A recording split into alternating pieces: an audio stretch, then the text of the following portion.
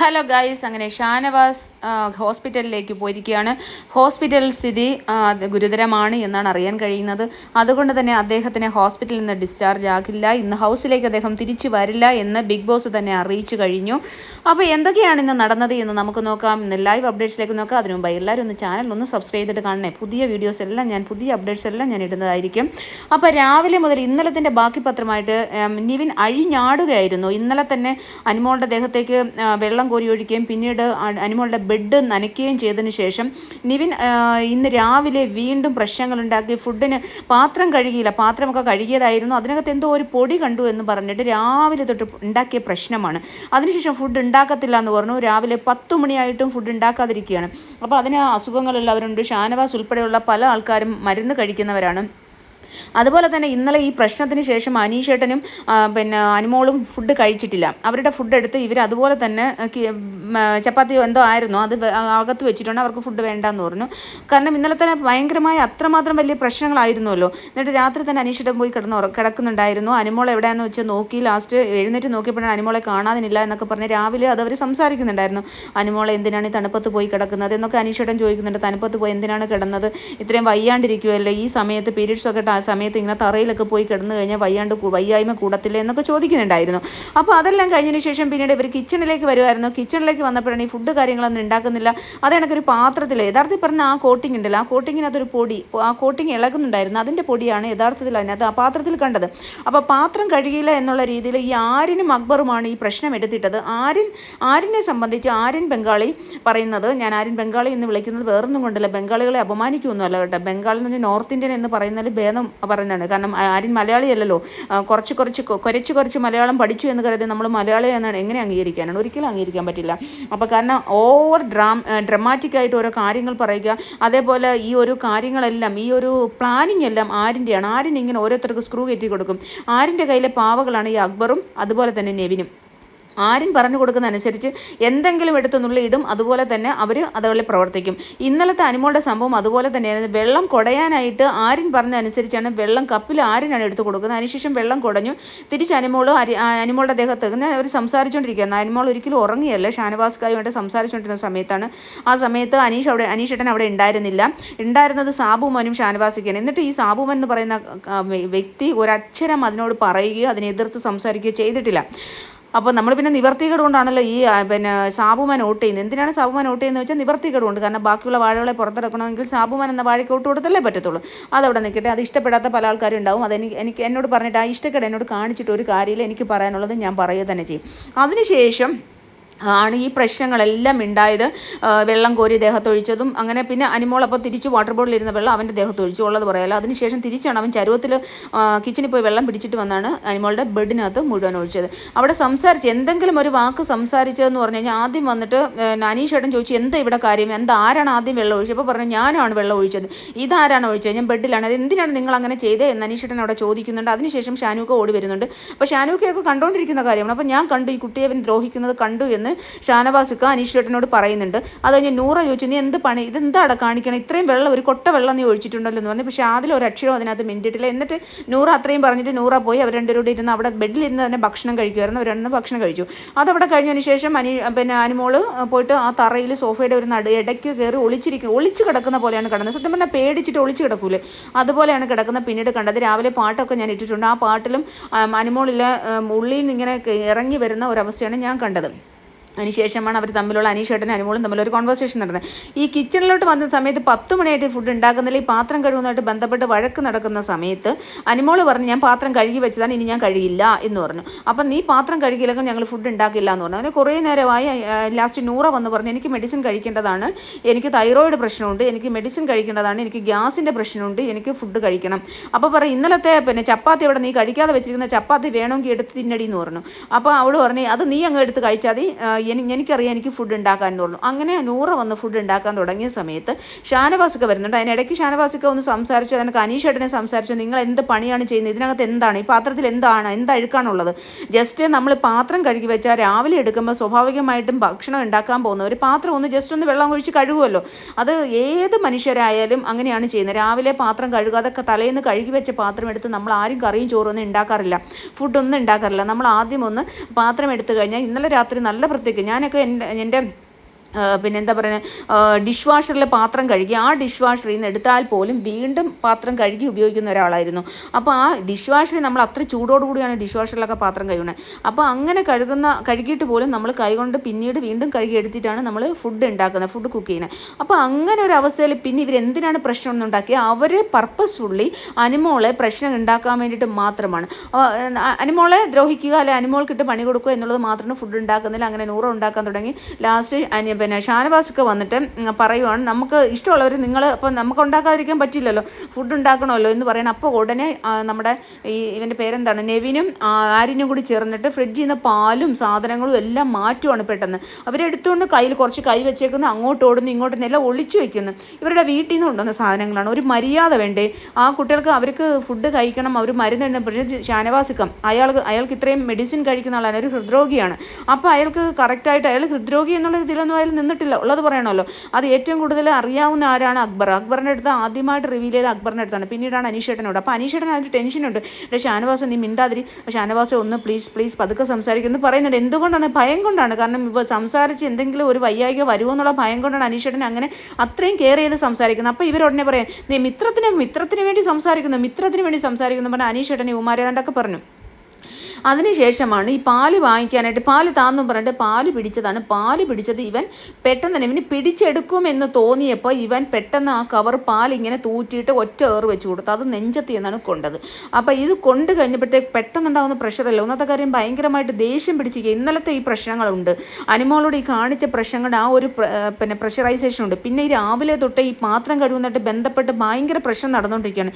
ഇതെല്ലാം കൂടി പുള്ളി ഭയങ്കര ഒരു അവസ്ഥയിലേക്ക് പോയി എന്നുള്ളതാണ് എനിക്ക് ഫീൽ ചെയ്യുന്നത്. അപ്പം ഭയങ്കരമായിട്ട് ഷിവർ ചെയ്തിട്ട് നെഞ്ച് പൊത്തിപ്പിടിച്ച് പുള്ളി താഴോട്ട് കുനിഞ്ഞങ്ങ് ഇരിക്കുന്ന അവസ്ഥയായിരുന്നു. പാലെല്ലാം താഴെ പുള്ളിയുടെ തലവഴിയാണ് പാലെല്ലാം വീണേക്കുന്നത്. നെഞ്ചത്താണ് ചെന്ന് ആ കവർ ഇടിച്ചില്ല എന്ന് പറഞ്ഞാലും അങ്ങനെ തന്നെ തെറിപ്പിച്ചതാണ്. എന്തുമായാലും അത് ചെന്നിട്ട് ഇടിച്ചിട്ടുണ്ട്. ആ ഒരു പ്രഷറിൻ്റെയും ടെൻഷനും എല്ലാം ഭാഗമായിട്ടാണ് പുള്ളിക്ക് ഈ വയ്യായ്ക വന്നുള്ളത് ഉറപ്പാണ്.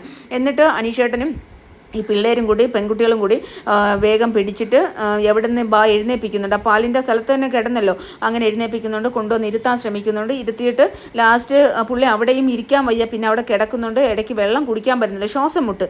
ഈ ഹാർട്ട് സംബന്ധമായ പ്രശ്നമുള്ള ആൾക്കാർക്ക് പെട്ടെന്ന് വെള്ളം കുടിക്കാനൊക്കെ ബുദ്ധിമുട്ട് വരും, കാരണം ശ്വാസം മുട്ട് അവർക്ക് വരും. അപ്പോൾ നന്നായിട്ട് ഷിവർ ചെയ്യുന്നുണ്ടായിരുന്നു എന്നാണ് സാബുമോനും അനീഷേട്ടനും അവരൊക്കെ പിള്ളേരൊക്കെ പറയണേ.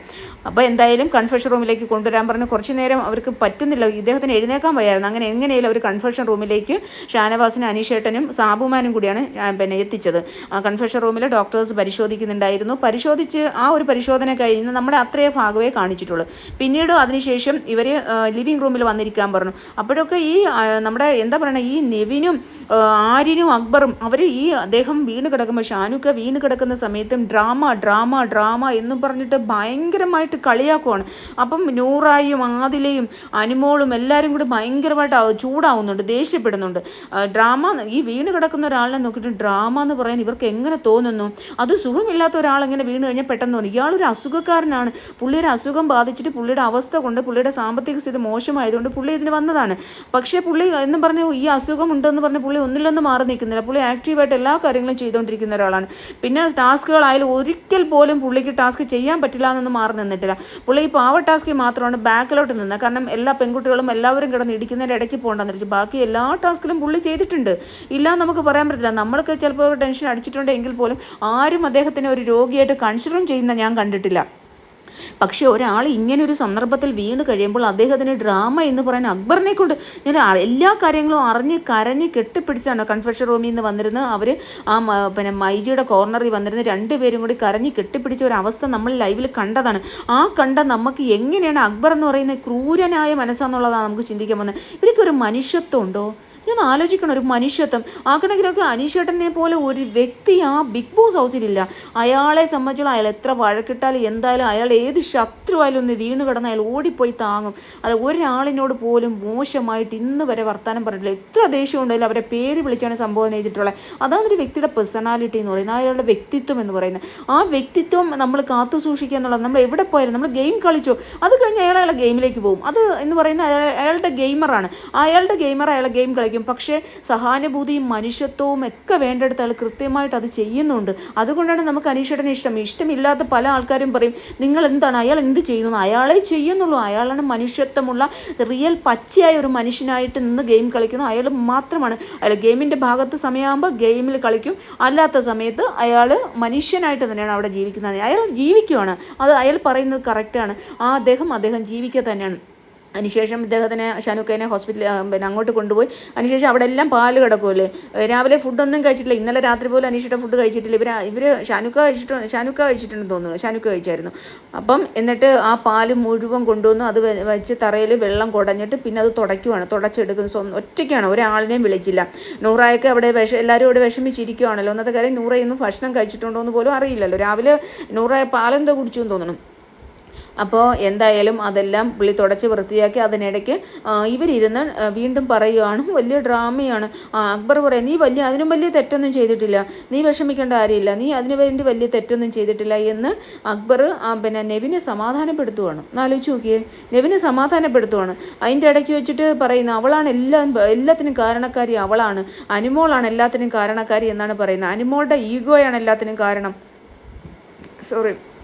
അനുമോളുടെ ഈഗോയാണ് എല്ലാത്തിനും കാരണം. അവൾ പാത്രം കഴുകാതിന് നമ്മൾ എങ്ങനെ ഭക്ഷണം ഉണ്ടാക്കും, അതല്ലേ പറഞ്ഞപ്പോഴത്തേക്ക് ഇയാൾ എന്തിനാണ് ചാടി വന്നത്, ഞാൻ ഇയാളോടൊന്നും പറയാനായിട്ട് പോകുന്നതല്ലെന്നോ എന്തൊക്കെയോ തനിയെ ഇരുന്ന് അവർ തനിയെ അവരെ എന്താ പറയുക ജസ്റ്റിഫൈ ചെയ്യുവാണ്. അവനവനെ ന്യായീകരിക്കാനേ നോക്കും, അതൊക്കെ കറക്റ്റാണ്. പക്ഷേ എന്നാലും ഒരു മനുഷ്യത്വം എന്ന് പറഞ്ഞാൽ അയാൾക്ക് എന്ത് സംഭവിച്ചു, അയാൾ ഏതെങ്കിലും ക്രിട്ടിക്കൽ സ്റ്റേജിലാണോ, അയാളുടെ അവസ്ഥ ഇപ്പം എന്താണ് എന്നൊന്നും ചിന്തിക്കുന്നില്ല അവർ. എന്നിട്ട് പിന്നെ ഈ നെവിൻ എന്ന് പറയുന്നവൻ അവിടെ വന്നിരുന്ന് അത് പറയുന്നു. പിന്നെ പോയി സിഗരറ്റ് വലിക്കാൻ പോയിട്ട് സ്മോക്കിംഗ് ഏരിയയിൽ പോയി സിഗരറ്റ് വലിക്കാൻ പോയി. അതെല്ലാം കഴിഞ്ഞതിന് ശേഷം ബിഗ് ബോസ് ഒരെന്നെ അനൗൺസ് ചെയ്ത് എല്ലാവരും വന്ന് ലിവിങ് റൂമിൽ ഇരിക്കാൻ പറഞ്ഞു. ലിവിങ് റൂമിൽ എല്ലാവരും വന്നിരിക്കാൻ പറഞ്ഞു. താമസിച്ചവരെ ബിഗ് ബോസ് വഴക്ക് പറഞ്ഞു.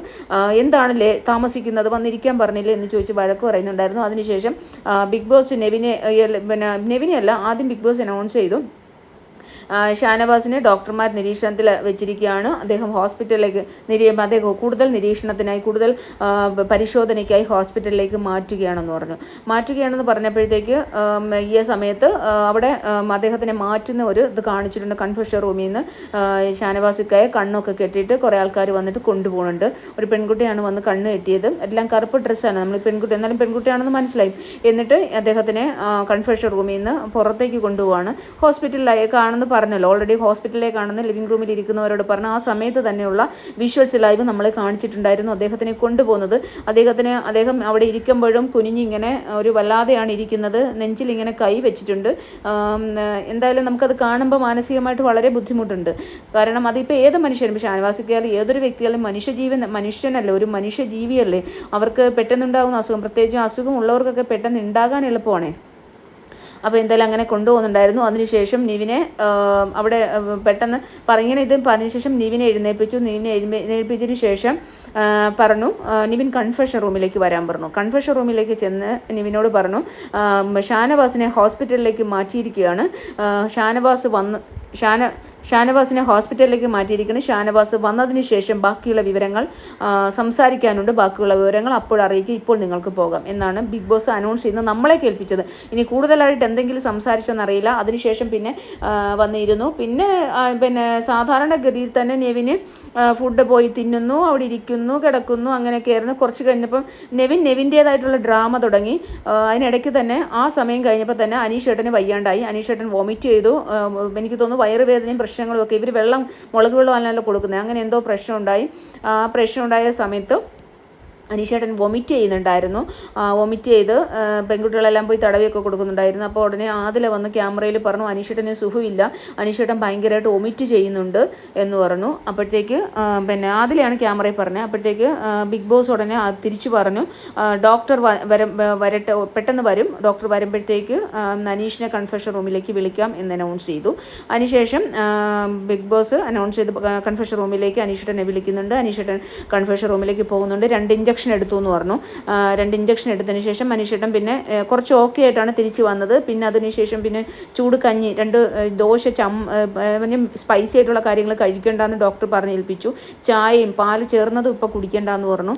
അതിനുശേഷം പിന്നീട് പുള്ളി വന്നിട്ട് പഞ്ചസാര ഇട്ട് 2 ദോശ, അനുമോള് പറഞ്ഞോട് ദോശയുണ്ട് ചേട്ടാ, അപ്പോൾ കറിയൊന്നും വേണ്ട, അങ്ങനെ ചമ്മന്തിയൊന്നും ചമ്മന്തിയിലല്ലോ സോറി, എന്താ പറയുക, കറി ഇവരെന്തോ ഉരുളൻ കിഴങ്ങൊക്കെ വെച്ചിട്ട് എന്തോ വെള്ളം പോലെ മുളക് പൊടി കലക്കിയിട്ട് കറി ഉണ്ടാക്കി വെച്ചിട്ടുണ്ടായിരുന്നു. പഞ്ചസാര ഇട്ട് അദ്ദേഹം കഴിച്ചു. അതിനുശേഷം പിന്നീട് ഈ നെവിൻ എന്ന് പറയുന്നവൻ അവിടെ ഇവിടെയൊക്കെ നടന്ന് അവൻ നടന്ന് തിന്നുന്നു. കുറച്ച് കഴിഞ്ഞപ്പോൾ അവൻ ഡ്രാമ തുടങ്ങി. അവനില്ല പുറത്തേക്ക് പോവുകയാണ് എന്നുള്ള രീതിയിലുള്ള, അവൻ പോയി ഒരുങ്ങുന്നു, മേക്കപ്പ് ചെയ്യുന്നു, ബ്ലാക്ക് ഡ്രസ്സ് ഇടുന്നു, അങ്ങനെ കുറേ ഡ്രാമയാണ് പിന്നീട് കാണുന്നത്. കുറേ ഡ്രാമ ചെയ്തതിന് ശേഷം ബാഗിൽ അവൻ്റെ തുണിയെല്ലാം, ഈ നെവിൻ്റെ തുണിയെല്ലാം അടുക്കി പറക്കി വെക്കുന്നു. അപ്പോൾ ആരും ചോദിക്കുന്നു എന്ത് പറ്റിയടാ, എന്ത് പറഞ്ഞു? ഒന്നുമില്ല, ചിലപ്പോൾ ഞാൻ പോകേണ്ടതായിട്ട് വരും, ഞാൻ ഫൈനൽ 5 വരെ എത്തേണ്ടതായിരുന്നു, ഫൈനൽ